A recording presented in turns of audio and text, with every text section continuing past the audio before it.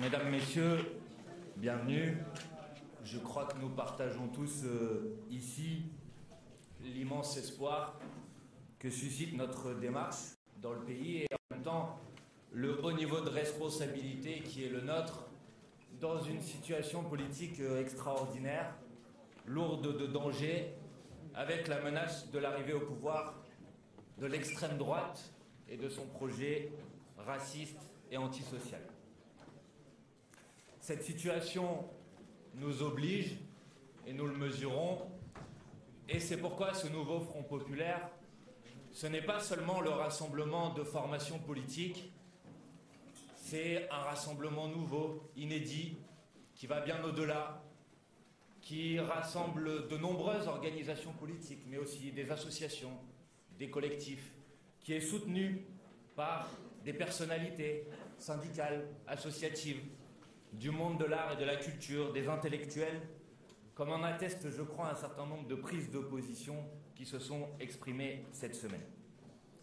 Vous le savez, nous avons signé hier soir un accord qui comprend des candidatures uniques sur l'ensemble des circonscriptions de l'Hexagone et des Français de l'étranger, ainsi qu'un contrat de législature que vous avez ici. Ce contrat comprend près de 150 mesures qui détaillent et qui séquencent dans les 15 jours, puis dans les 100 jours, puis dans la suite de la mandature, notre programme de rupture. Il s'agit en effet de proposer au pays une rupture totale avec la politique d'Emmanuel Macron pour répondre aux besoins immédiats du peuple et faire la bifurcation écologique aujourd'hui indispensable. Dès notre arrivée au pouvoir, nous déciderons de mesures de blocage des prix sur l'alimentation et sur l'énergie pour redonner immédiatement du pouvoir d'achat aux Français. Nous agirons également immédiatement pour rétablir une voie de paix pour la France sur la scène internationale en soutenant l'Ukraine face à la guerre d'agression de Vladimir Poutine et en se donnant les moyens d'obtenir un cessez-le-feu immédiat face au massacre en cours à Gaza. Voici, pouvoir d'achat, paix, deux premières priorités parmi ces 150 mesures que nous allons défendre dans cette campagne électorale, unis, rassemblés et soutenus par une grande dynamique populaire qui est déjà à l'œuvre partout en France et qui s'exprimera notamment ce samedi dans les manifestations à l'appel de l'intersyndicale et de la jeunesse. Mesdames, Messieurs, citoyennes, citoyens, nous pouvons tout changer si le peuple français le décide.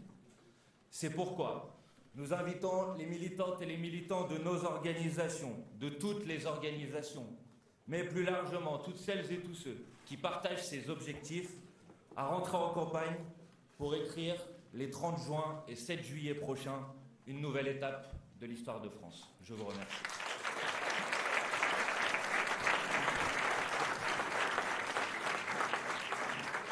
Bien, je donne la parole à présent à Marine Tondelier pour les écologistes.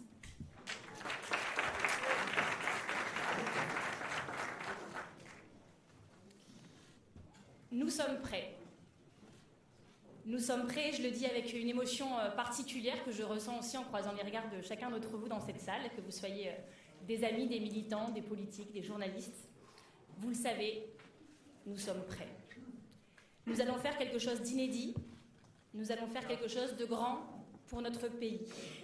Nous sommes et nous serons à la hauteur de la crise politique, sociale, environnementale, institutionnelle, inédite que nous vivons depuis plusieurs années, mais qui a pris une tournure particulière, vous le savez, cette semaine. Nous allons faire campagne avec la même détermination que celle qui nous a animés pendant les 4 derniers jours. Nous avons 4 jours de discussion, nous avons décidé de travailler ensemble, nous avons décidé d'un programme de rupture, nous avons décidé des meilleures candidatures possibles sur toutes les circonscriptions de ce pays, des meilleures candidatures pour gagner un maximum d'élus pour gouverner. Oui, nous allons faire campagne avec une grande détermination et nous allons gagner. Nous allons faire campagne avec une grande détermination et nous allons gouverner. Et nous allons gouverner pour changer la vie vraiment. L'extrême droite est aux portes du pouvoir. Macron porte, en tant que président, une lourde responsabilité là-dedans. Et nous allons prendre les nôtres. Je suis originaire d'Hénin-Beaumont, où je vis depuis 37 ans, où je suis élue. Et ça fait 10 ans que je suis élue et que je vis dans une ville qui est gérée par le Rassemblement national. Je connais comme vous leurs idées, je connais comme vous leurs valeurs, je connais comme vous leurs méthodes et tout ce qui nous en sépare. Je les connais sûrement d'un peu trop près. Et j'ai appris beaucoup de choses là-bas, mais je vais vous donner 3 conseils. Jamais baisser les yeux, jamais baisser la tête. Et surtout, ne jamais baisser les bras. C'est pour ça qu'on l'a fait. C'est pour ça que depuis 4 jours, on n'a pas beaucoup dormi, ce qui explique sans doute nos têtes, très réjouis mais très fatigués. Et les choses sont très simples. Emmanuel Macron n'aura pas de majorité. Vous le savez, nous le savons, tout le monde le sait. Il a fait un pari qu'il a déjà perdu puisqu'il ne gouvernera pas avec la droite qui a choisi la collaboration avec l'extrême droite. Et donc aujourd'hui, c'est soit eux, l'extrême droite, soit nous. Soit nous. Et ça doit être nous. Et ça va être nous. Ça va être nous parce que je le sais depuis 4 jours. Je vois ce qui se passe. Je vois qu'on est en train d'y arriver. Et je le dis en tant que patronne des écologistes, dans mon mouvement, mais c'est sûrement aussi vrai dans les vôtres. Les militants sont extrêmement fiers de ce que nous sommes en train de faire. Ils nous le réclamaient, ils avaient envie d'y croire. Maintenant, ils savent que c'est vrai. Et ils attendent d'écrire la suite. C'est émouvant parce qu'on est en train d'écrire l'histoire, qu'on est en train de donner le meilleur de ce que nous sommes, individuellement et ensemble, collectivement. Alors, on nous a demandé de choisir 2 mesures. Je voulais vous parler d'une mesure qui va toucher tout le monde parce qu'on s'est beaucoup battu contre. C'est l'abrogation de la réforme des retraites que nous ferons dans les 15 jours après notre victoire le 7 juillet prochain. J'en appelle à toutes celles et ceux qui n'étaient pas d'accord avec cette réforme, qui ont marché avec nous, qui ont signé des pétitions avec nous, qui ont regardé nos députés se battre à l'Assemblée nationale pour faire échec à cette réforme, et on vous l'avait promis, on vous avait promis qu'on n'abandonnerait jamais. Et bien nous y sommes. Ils pensaient avoir remporté la partie, mais on ne gagne jamais définitivement en politique. Et donc nous arriverons et nous abrogerons cette réforme des retraites injuste. Mais on ne va pas se contenter de revenir sur toutes les réformes injustes d'Emmanuel Macron, même si ça va nous prendre du temps, on en a beaucoup. C'est pas assez ambitieux. Nous, on a une vraie ambition. On veut changer la vie vraiment, avec des mesures qui soient concrètes pour les gens, auxquelles ils pensent pendant leurs vacances en disant vivement, voilà, vivement la rentrée et vivement que ça commence. Alors, il y a une mesure qui est beaucoup revenue dans les discussions, c'était l'idée d'une vraie gratuité de l'école. Parce que il y a sûrement dans cette salle beaucoup de parents, de grands-parents, des gens qui ont des neveux, des nièces et qui savent que les enfants sont notre avenir, sont ce que nous avons de plus précieux dans cette société. Et on leur doit cette école gratuite. L'école gratuite, vraiment gratuite, c'est les cantines, c'est le périscolaire, c'est les transports, c'est les fournitures. Et on vous promet là-dessus de premiers pas dès la rentrée de septembre 2024 pour nos enfants. C'est une mesure symbolique, mais c'est une mesure très concrète et qui fera aussi du bien à tous les porte-monnaies. Ce que nous avons fait, c'est que nous avons rallumé la flamme, pas celle du Rassemblement national, bien sûr, celle-là on va l'éteindre. On a rallumé la flamme de l'espoir auquel le peuple de gauche et le peuple écologiste aussi avaient le droit. On a rallumé cette flamme et maintenant il faut la faire vivre, alors on sera là, on continue, on va faire force, on va faire face, on va faire front populaire. Et le Front populaire, c'est pas que 4 partis politiques, c'est beaucoup de partis qui sont dans cette salle.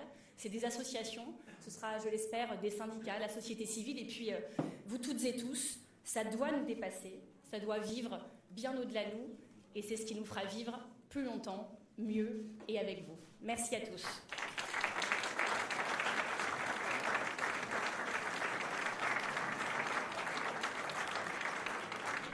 Maintenant, je vais donner la parole à Olivier Faure pour le Parti socialiste.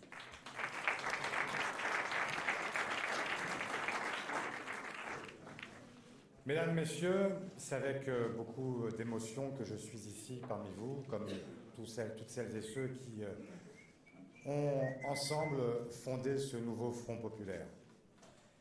Le président de la République, après une défaite aux élections européennes, a fait le choix d'un coup de poker.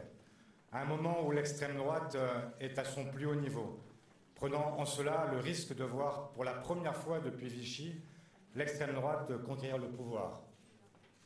Depuis quelques jours, nous rencontrons dans les rues de France des femmes, des hommes qui ont peur, qui craignent pour leur liberté, pour leur sécurité. Alors, je ne dis pas qu'ils vont créer des camps de concentration, non, mais par contre, ils voient ce qu'il se passe partout en Europe, de la Hongrie d'Orban jusqu'à l'Italie de Meloni. Ils voient les mesures qui sont prises, ils voient le RSA supprimé, ils voient les ligues qui manifestent à nouveau dans les rues, bras tendus. Ils voient que toutes les minorités sont stigmatisées. Ils voient le monde de la culture abandonné. Tout cela, ils le voient, tout cela, ils le sentent. Et de tout cela, ils nous demandent de les protéger. Aujourd'hui, les seuls à être en mesure de pouvoir les protéger, c'est la gauche. La gauche et les écologistes. Parce que la droite s'est effondrée. Les uns partant dans la collaboration avec Marine Le Pen, les autres, tout simplement, étant la cause de l'exaspération et de la montée de l'extrême droite, ne peuvent pas en être le remède. Alors il reste nous. Quand je dis nous, de qui s'agit-il? Il s'agit bien sûr de celles et ceux qui ont négocié toute cette semaine ce projet de nouveau Front populaire. Mais ça ne suffira pas. Il faut mettre en mouvement toute la société. Et ça veut dire faire ce que le président de la République s'est refusé à faire depuis 7 ans. Faire en sorte de ne plus jamais mépriser le dialogue social. Ne plus jamais mépriser les corps intermédiaires. Au contraire, faire avec eux. Faire en sorte que demain, après avoir connu des gouvernements qui étaient des gouvernements soit de pure politique, soit de purs technocrates, eh bien, de faire en sorte que demain, la société civile organisée puisse à son tour faire son entrée au gouvernement avec nous. Faire en sorte que le mouvement que nous fassions naître soit aussi une autre façon de concevoir la vie politique, de donner à nouveau la parole, répondre à tous ces mouvements qui ont égrené nos dernières années, des gilets jaunes à ceux qui se sont levés contre la réforme des retraites. À tout cela, nous disons, avec nous, vous serez entendus et nous construirons ensemble la France à laquelle nous aspirons. Puisque nous devons choisir 2 mesures, j'en prends 2.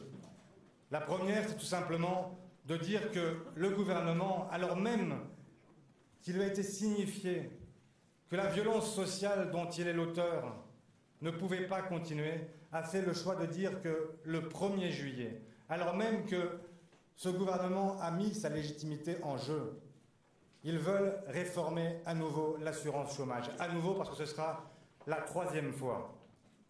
Eh bien, l'une des premières mesures que nous prendrons, c'est d'annuler cette nouvelle réforme de l'assurance chômage qui va jeter à la misère des milliers de jeunes et aussi d'aînés qui seront, si cette réforme devait perdurer, les premières victimes du système. La deuxième mesure que je veux évoquer, c'est une mesure de justice fiscale, justice. Parce que justice, c'est le mot qui nous lie toutes et tous ici. Justice. Et donc, nous ferons en sorte de financer tout ce projet très ambitieux en le donnant dans la poche de ceux qui ont les moyens de le donner. Le président de la République avait il y a quelque temps appelé à un réarmement civique. Nous appelons nous aussi à un réarmement civique. D'appeler toutes celles et ceux qui peuvent contribuer, toutes celles et ceux qui ont toujours profité de toutes les crises, à venir au secours de leur pays, venir au secours des services publics, venir au secours de la transition écologique, venir au secours de celles et ceux qui ont moins. Voilà ce que nous exigeons d'eux. Voilà ce que nous leur demanderons en taxant les superprofits, en faisant en sorte que l'ISF soit rétabli, en faisant en sorte que la flat tax soit abolie et l'exit tax rétablie. Voilà, mesdames et messieurs, je vous le dis au nom des socialistes, nous sommes extrêmement fiers d'être avec toute la gauche et les écologistes. Nous avons entendu souvent dire que nous étions irréconciliables. Nous sommes en train de vous faire la démonstration que quand l'essentiel est en jeu, nous sommes là, toujours là. Merci.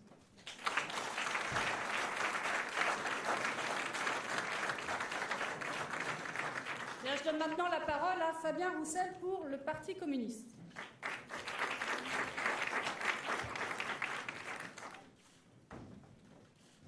Oui, c'est un jour historique. Et c'est un serment que nous faisons devant tous les Français. C'est un pacte que nous voulons passer avec vous toutes, avec vous tous, parce que nous savons qu'aujourd'hui, c'est le pays tout entier qui nous regarde. ici, dans l'Hexagone, comme dans les Outre-mer. Nos concitoyens, nos concitoyennes attendent de nous que nous soyons à la hauteur du moment que nous vivons. Alors aujourd'hui, ici, nous faisons, je fais, le serment de rester unis pour changer la vie, pour répondre à cette immense attente de changement qu'expriment nos concitoyens, pour plus de justice, pour plus de respect, pour plus de fraternité humaine. Et je salue l'esprit de responsabilité de chacun d'entre nous ici, de chaque organisation politique, de Raphaël Glucksmann, Aurore Lalucq, à Marine Tondelier, en passant par les communistes et les insoumis. Au-delà du programme, nous avons tous fait des pas pour converger l'un vers l'autre. Et nous avons réussi à proposer un véritable projet pour la France. Un projet pour vous protéger d'abord. Un projet pour permettre demain de refaire société, de vivre ensemble dans les campagnes, dans la ruralité, comme dans les grandes villes. Les premières mesures que nous voulons mettre en œuvre sont des mesures en faveur du pouvoir d'achat. C'est le pacte pour le pouvoir d'achat sur lequel nous sommes forcément rapidement mis d'accord, car là-dessus, il n'y a aucune ambiguïté. Nous porterons le SMIC à 1 600 € net, 2 000 € brut, et le brut est important parce que les cotisations compteront pour financer la protection sociale de notre pays. Nous indexerons les salaires sur l'inflation qui est demandée par l'ensemble des salariés du privé comme du public. Nous augmenterons de 10 points le point d'indice, de 10% le point d'indice des agents de la fonction publique. Nous augmenterons le minimum contributif pour les retraités ainsi que le minimum vieillesse pour réparer cette injustice que subissent nos retraités dans notre pays. Et nous mettrons en place un décret de blocage des prix de première nécessité. Nous annulerons les augmentations du prix de l'énergie, du gaz et de l'électricité. Ce pacte pour la France est aussi un pacte pour une république laïque et sociale. Tout a été fait ces dernières années pour diviser nos concitoyens, pour les opposer entre eux. Nous voulons la concorde. Nous voulons une république sociale et laïque. Nous voulons une république où l'État joue tout son rôle de garant de la liberté, de l'égalité, de la fraternité. Pas d'égalité sans justice, pas de justice sans égalité. Oui, la lutte contre le racisme, la lutte contre l'antisémitisme seront au cœur de notre projet. L'antisémitisme qui progresse dangereusement dans notre pays où il a une histoire particulière. Nous ne sommes pas condamnés à avoir peur des lendemains. Peur pour nos enfants, peur pour nos anciens, peur pour nos emplois, peur pour notre santé. Avec le Front populaire, nous voulons remplacer la peur par l'espoir et la sidération par l'action.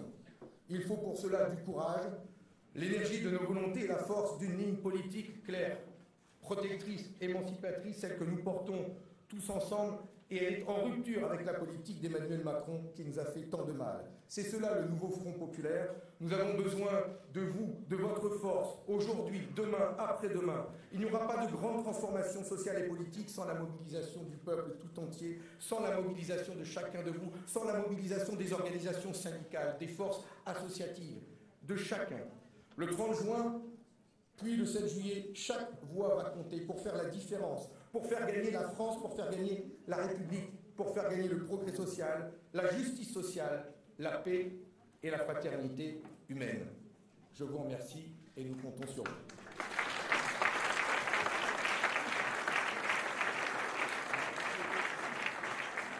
Bien, il reste 3 prises de parole. Je donne maintenant la parole à Aurore Lalucq pour Place Publique.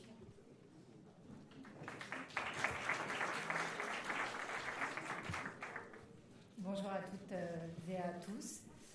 J'ai le privilège de passer après vous. On l'a fait parce qu'il le fallait. Je suis une économiste qui a toujours lutté contre le fait de dire qu'il n'y avait pas d'alternative, mais il n'y a pas d'alternative. La seule alternative qu'il y ait lors du prochain vote, vous allez dire le 9 juin, je suis déformée par la campagne des européennes, c'est nous. Il n'y a pas d'autre alternative pour faire face au Rassemblement national. Et je tiens ici à remercier tous les négociateurs parce qu'on ne va pas se mentir, on part de lignes qui peuvent être éloignés. Et je pense particulièrement aussi à Boris Vallaud, qui n'est pas là aujourd'hui avec nous, qui a été un des architectes de ce programme, Johanna Roland, les négociateurs aussi du Parti communiste, je pense à Yannick Jadot. On a tous travaillé ensemble pour avoir des lignes extrêmement claires. Qu'est-ce que j'ai dit? J'ai dit les communistes comme Yannick Jadot. Non, j'ai dit les communistes et Yannick Jadot. Mais vous voyez, c'est déjà le Front populaire. J'ai fusionné les gens. C'est vrai, j'ai dit ça? C'est la carte verte. Très bien. Nous, on est venus avec des lignes très claires, qui étaient la question de l'Ukraine, qui était la question de la caractérisation des massacres terroristes du Hamas, qui étaient des lignes claires aussi sur la question qui a été soulevée par Fabien, sur la question de l'antisémitisme. Et on a tous fait, je trouve, des pas incroyables en un temps absolument record. Donc d'habitude, je parle tout le temps de fiscalité. Je n'avais absolument pas préparé mon speech, mais ça tombe bien parce qu'il me reste peu de temps. Olivier Faure m'a piqué la partie sur la fiscalité. Mais en tout cas, je crois qu'on peut... c'est typique socialiste. Typique des socialistes. Mais je crois qu'on peut être fier du travail accompli. Ça a été des journées très très longues, mais je pense que ça a été aussi des journées extrêmement instructives. Et moi, je me rappellerai de certaines conversations, notamment avec Manu Bompard, par exemple, pas plus tard qu'hier soir. Et donc, il n'y a pas d'alternative face au Rassemblement national. C'est nous, c'est nous et c'est nous.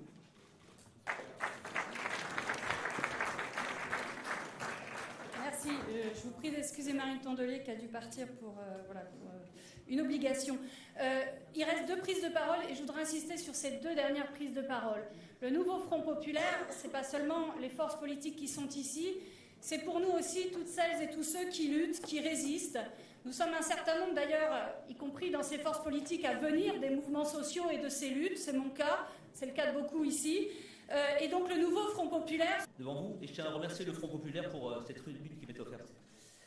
J'avais préparé un discours pour vous raconter le combat d'Aeva France, dernière usine automobile du 93, en grève depuis le 16 avril, liquidée en quelques jours. Énième entreprise sacrifiée sur l'autel du capitalisme le plus dur, qui broie les emplois comme les vies.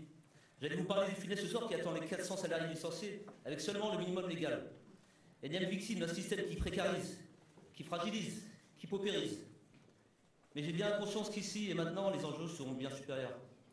Aujourd'hui, on écrit l'histoire. Le soir de la dissolution, comme beaucoup, j'ai frémi. Frémi à l'idée de voir le pays confié aux biens d'extrême droite. Mais très vite, vous avez compris. Compris l'importance du moment. Vous avez fait le Front populaire. En tant que représentant de l'industrie, du monde ouvrier en général, merci. Vous avez tout notre soutien. Mais pas seulement. Nous voulons continuer avec vous. Nous voulons rester à vos côtés, être la vigie bienveillante, le conseiller avisé, le témoin, le garant d'unité retrouvée. Nous comptons sur vous. Mais attention, attention, soyez à la hauteur des enjeux. La tâche est immense, le pays est meurtri. Vous avez tant à faire. Rétablir la justice sociale, faire entendre la voix des travailleurs, mettre fin à la répression syndicale, mettre fin aux lois qui limitent les droits des travailleurs, réduire les inégalités, refaire de la France ce pays célèbre pour ses valeurs d'humanisme, d'universalité, de fraternité, de liberté. Alors comptez sur nous comme nous comptons sur vous. Merci.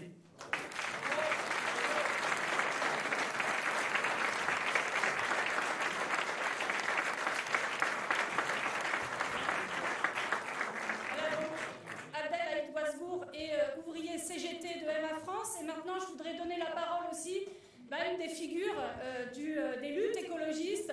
Je donne la parole maintenant à Jean-François Julliard, qui est le directeur de Greenpeace.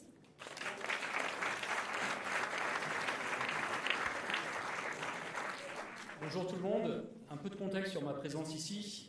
La France fait partie des pays qui se réchauffent 2 fois plus vite que la moyenne mondiale. On le voit bien saison après saison, des épisodes de canicule et d'inondations meurtrières qui se succèdent. Les scientifiques sont unanimes sur la question. On ne va pas assez vite, ni en France ni ailleurs, pour réduire les émissions de gaz à effet de serre. Les objectifs ne sont pas assez ambitieux, les plans d'action ne le sont pas non plus. Pour nous, Jordan Bardella, Premier ministre, c'est le scénario du pire. C'est la promesse d'une catastrophe pour la protection du climat, pour la protection de la biodiversité. C'est la promesse annoncée d'un réchauffement accéléré, de forêts qui dépérissent, d'océans qui s'appauvrissent. Le Rassemblement national, je le rappelle, estime que le GIEC exagère dans ses recommandations et dans ses préconisations. Il flirte clairement avec le climato-scepticisme. À Bruxelles comme ailleurs, il vote à rebours de toutes les mesures qui sont bonnes pour faire avancer la transformation écologique de nos sociétés. Sur tous les sujets, développement des énergies renouvelables, végétalisation de notre alimentation, diminution de l'usage des pesticides, aide aux ménages les plus modestes sur l'accessibilité à des véhicules électriques, le Rassemblement national est au rebours de l'histoire et de la transformation dont on a besoin. C'est aussi, au-delà des mesures que le Rassemblement national porte, à travers ses valeurs, à travers ce qu'il porte dans sa vision du monde, c'est une menace pour toutes les associations comme Greenpeace et comme d'autres qui agissent dans un rôle de lanceur d'alerte, de contre-pouvoir. C'est notre liberté de parole, notre liberté d'action qui serait menacée. Les militantes et les militants qui s'engagent pour l'écologie, mais aussi pour d'autres causes, seraient inévitablement fortement réprimés. La société civile serait bâillonnée en cas d'accession de l'extrême droite au pouvoir. Par ailleurs, nous pratiquons aussi Emmanuel Macron depuis 7 ans déjà. Nous l'avons même fait condamner à 2 reprises dans les tribunaux pour son manque d'action climatique. Nous savons que son gouvernement ne serait pas à la hauteur des enjeux. Et on vient de le voir encore une fois avec une série de mesures qui visent à détricoter les acquis environnementaux récents. Donc c'est vrai, quand on a regardé le programme du Front populaire, on s'est dit qu'il y avait une série de mesures ambitieuses, je ne vais pas les lister là parce qu'elles sont trop nombreuses et ce n'est pas mon rôle, une série de mesures ambitieuses à même de répondre aux défis des transformations de notre société, sans laisser personne au bord de la route. Et c'est pour ça que je suis là aujourd'hui. Moi, je ne suis pas le responsable d'un parti politique. Je travaille dans une association qui lutte pour changer les politiques et changer les politiques publiques. Et ma présence ici, c'est bien sûr un soutien, mais ce n'est pas un chèque en blanc non plus. C'est-à-dire que je pense que beaucoup d'associations partagent ce point de vue aujourd'hui. On sera là aussi quand vous aurez été élu, parce que vous allez être élu. Quand vous allez être élu, on sera là aussi pour exiger des comptes vis-à-vis de vous, pour s'assurer que toutes les annonces qui sont aujourd'hui dans votre programme, elles seront réellement mises en œuvre. Ça va être ça notre rôle aussi dans cette dynamique-là. C'est essentiel et je pense que beaucoup d'organisations qui auraient aimé être là à mes côtés aujourd'hui pensent la même chose. Ensemble, on doit construire un avenir durable, désirable, équitable pour toutes et tous, à l'opposé d'un monde qui prône un repli sur soi et une division. Greenpeace et beaucoup d'autres acteurs du mouvement climat, on a publié une tribune hier, il y a beaucoup d'associations du mouvement climat, beaucoup d'associations de protection de la biodiversité qui l'ont signé aussi. On prendra notre part dans les mobilisations des semaines à venir pour soutenir ces dynamiques et pour lutter et pour empêcher l'arrivée de l'extrême droite au pouvoir. Merci.